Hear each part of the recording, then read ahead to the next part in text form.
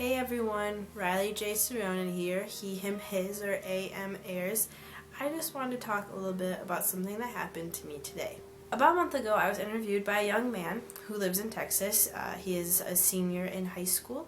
He is very conservative, very religious, very Republican, very white, straight, cisgender, all of those things. He contacted me through Instagram and asked to interview me on what it's like to be transgender and religious.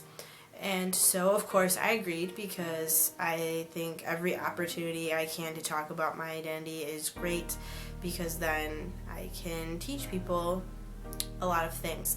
And so we Skyped, we did our interview, it went really great.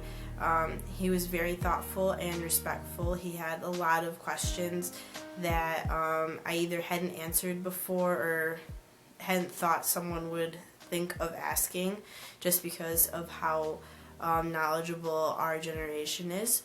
But because, as he put it, he had never met another trans person before, which, I mean, is debatable, but he had just a lot of questions on what it was like being trans and questions of that sort. So it went great. He was really nice. We exchanged numbers so he could ask any more questions that he might have, and to let me see the article before it got posted and everything. And so today, about a month later, he contacted me, sent me the link to his article, which he had already posted. I didn't get to proofread, but I mean, at the end of the day, I'm pretty open. And he sent it to me, and I went to go read it, and it was surprising. It was well written for a senior in high school, but it was interesting. The link is below if you'd like to check it out. He runs a blog called Storytime with Wyatt, and it was very accurate to who I am and how I identify, and kind of gives some highlights of me growing up and what my first signs were of that I might not be the binary girl that everyone thought I was. But it's just very interesting to see someone else's perspective of me when they still don't believe that my identity exists. And it was very respectful. The only problem, and I did tell him this, the only problem I had was the use of my pronouns. He very frequently misgendered me, and it was mainly because he was talking about me in the past tense, so you kind of have to give some leeway there and say, okay, I understand. But the thing that really got me was when he was out of the past tense and was still using the wrong pronouns, and then later stated that he still saw me as a girl. That was something. That was something. I still don't really know how I can take. I still don't really know how I feel about that. It hurts a lot. I don't want him to take down that article, but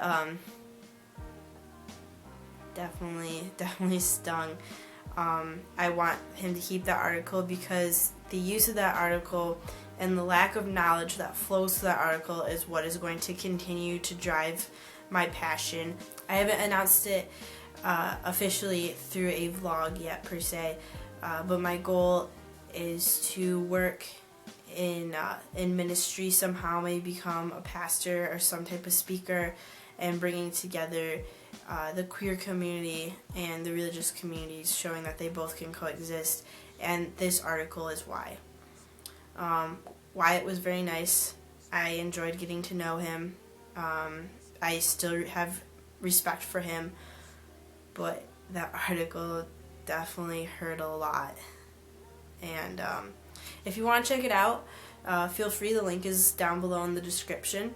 My intent behind this video is not to have you all go comment on his blog and be like, let's gang up on this kid. That's not my intent at all.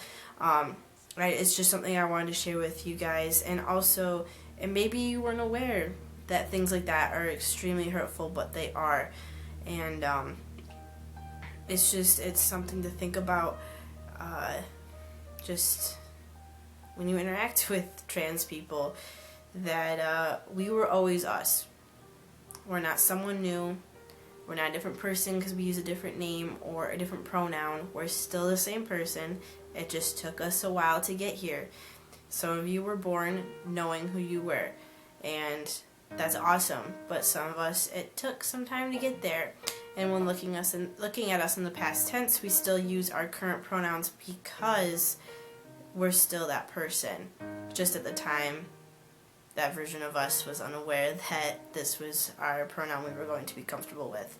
I know it's a little confusing, but hey, what you gonna do? So I hope you all have a wonderful night. This is just food for thought. Have a wonderful weekend, and I'll see you next time.